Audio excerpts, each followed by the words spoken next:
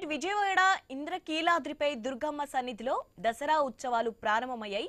11 రోజుల్లో 11 రూపాల్లో అమ్మవారు దర్శనమిస్తారు. తొలి రోజు అమ్మవారికి స్నాపనాభిషేకం అనంతరం 8 గంటలకు దర్శనం ప్రారంభం కానుంది. ఇంద్రకీలాద్రిపై నవరాత్రులలో మొదటి రోజు దర్శనమిస్తున్న బాల త్రిపుర సుందరి దేవి అలంకరణకు ఎంతో విశిష్టత ఉంది. భక్తులకు అసౌకర్యం కలగకుండా అధికారులు పటిష్ట ఏర్పాట్లు చేశారు. రైట్, దీనిపై అప్డేట్స్ తెలుసుకుందాం. మా ప్రతినిధి కాంతి ఉన్నారు. కాంతి, విజయవాడ ఇంద్రకీలాద్రి దుర్గమ్మకు సంబంధించి అప్డేట్స్ ఏంటి? కంప్లీట్ డీటెయిల్స్ చెప్పండి. శివాని, మొదటి రోజు ఇంద్రకీలాద్రిపై దసరా శరన్నవరాత్రి ఉత్సవాలు ఘనంగా ప్రారంభమయ్యాయి. మొదటి రోజు అమ్మవారు శ్రీ బాల త్రిపుర సుందరి దేవి అలంకారంలో భక్తులకు దర్శనమిస్తున్నారు. స్నాపనాభిషేకం అనంతరం ఇప్పుడే కాసేపటి క్రితం అమ్మవారి దర్శనానికి అనుమతి ఇవ్వడంతో క్యూ లైన్లో ఇప్పటివరకు తెల్లవారుజాము నుంచి వేచి ఉన్నటువంటి భక్తులంతా అమ్మవారి దర్శనానికి వెళ్తున్నారు. అలాగే వచ్చేటువంటి భక్తులంతా కూడా సుదూర ప్రాంతాల నుంచి వస్తూ ఉంటారు. అలాగే క్యూ లైన్లలో కూడా ఎక్కడ ఇబ్బంది లేకుండా ఏర్పాట్లు అయితే ఆలయ అధికారులు ఇప్పటికే చేపట్టడం జరిగింది. మొదటి రోజు అమ్మవారి దర్శనానికి సంబంధించి తొలి దర్శనం చేసుకున్నారు సిపి రాజశేఖర్ బాబుతో పాటు కలెక్టర్ లక్ష్మీష.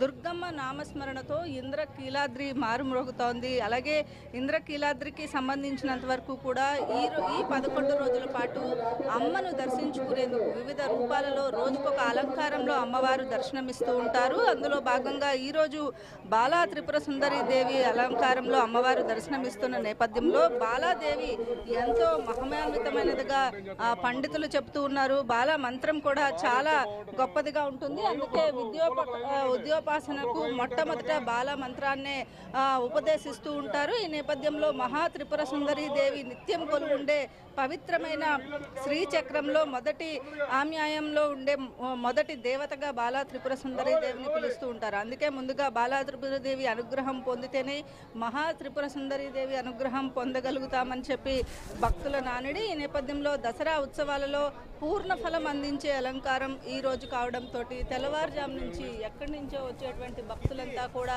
వినాయకుడి గుడి వద్ద క్యూ లైన్లో ఎంటర్ అయిన తర్వాత 3 లైన్లుగా వీరిని ఎక్కడ ఇబ్బంది లేకుండా దాదాపుగా 6,000 మంది పోలీసులతోటి పటిష్టమైన బందోబస్తు, అన్ని ప్రాంతాలలో 500 సీసీ కెమెరాలు పెట్టారు. అలాగే ఇంద్రకీలాద్రి పైకి వెళ్ళేటువంటి అంటే విఐపీస్ ఎవరైతే ఉంటారో విఐపీలు వివిఐపీలకు కూడా టైం స్లాట్ని ఇచ్చారు. ఉదయం 7 గంటల నుంచి 9 గంటల వరకు, మధ్యాహ్నం 3 గంటల నుంచి 5 గంటల వరకు మాత్రమే దర్శనానికి రావాల్సిందిగా ఇప్పటి అధికారులు వారికి అందరికీ కూడా విఐపీలు అందరికీ కూడా కోరడం జరిగింది. ఈ నేపథ్యంలో అంతరాలయ దర్శనం ఏదైతే ఉందో అంతరాలయ దర్శనాన్ని పూర్తిగా అధికారులు ముఖమండప దర్శనం చేసుకోవడం, దాంతో పాటుగా గత ఏడాది 500 రూపాయల టికెట్ను ఈ ఏడాది 300 రూపాయలకి కుదించడం జరిగింది. దాంతో పాటుగా అంతరాలయం లోపలికి అనుమతి లేదు కాబట్టి ఎక్కడైతే ఆలయంలోకి వచ్చేటువంటి భక్తులు ఎవరైతే ఉంటారో భక్తులకు సంబంధించి ఉచిత క్యూ లైన్లు లోపలికి గర్భగుడిలోకి ఎంటర్ అయిన దగ్గర నుంచి 2 క్యూ లైన్లను ఏర్పాటు చేయడం జరిగింది. 300 రూపాయల క్యూ లైను, 100 రూపాయల క్యూ లైను ముందుకి జరగడంతో వచ్చేటువంటి భక్తులు ఎవరైతే ఉంటారో ఉచిత దర్శనానికి వచ్చేటువంటి భక్తులకు వీలుగా అమ్మవారి దర్శనానికి ఏర్పాట్లు చేపట్టడం జరిగింది. మొత్తంగా ఇంద్రకీలాద్రిపై మొదటి రోజు దసరా శరన్నవరాత్రి ఉత్సవాలు అమ్మవారి నామస్మరణతోటి